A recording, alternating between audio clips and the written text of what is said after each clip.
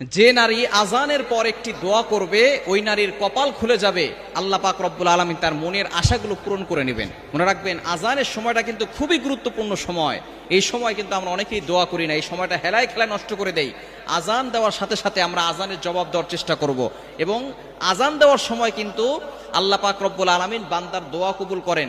যখনই আজান দেওয়া হয় তখন আসমানের দরজাগুলো খুলে দেওয়া হয়, তখন বান্দার কথা সরাসরি আরো সে আজমে গিয়ে নক করে এবং আল্লাহ পাক রব্বুল আলামিন তার দোয়াগুলো কবুল করে নেন। অবশ্যই আমরা এই আজানের সময় দোয়া করব। নবীজি সাল্লাল্লাহু আলাইহি ওয়াসাল্লাম জানিয়ে দিয়েছেন, এবং আজানের সময় সতর্ক থাকাও দরকার। মা বোনদের এই আজানের সময় সতর্ক থাকতে হবে, কারণ এই সময় যখনই আজান দেওয়া হয় তখন শয়তান, আজানের শব্দ যতদূর পর্যন্ত যায় ততদূর পর্যন্ত শয়তান পালাতে থাকে।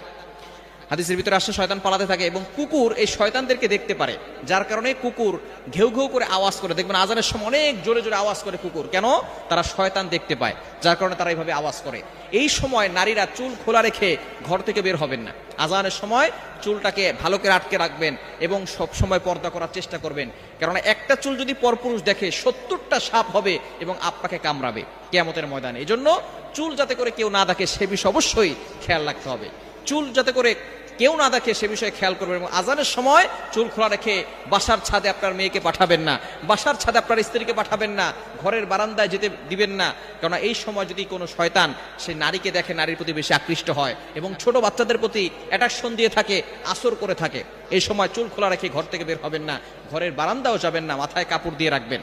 এবং অবশ্যই খেয়াল করবেন এই আজানের সময় আল্লাহ তাআলা দোয়া কবুল করেন। তিরমিজি শরীফের ভিতরে হাদিস এসেছে, আদ-দুআউ লা ইউরাদ্দু বাইনাল আযানি ওয়াল ইকামা।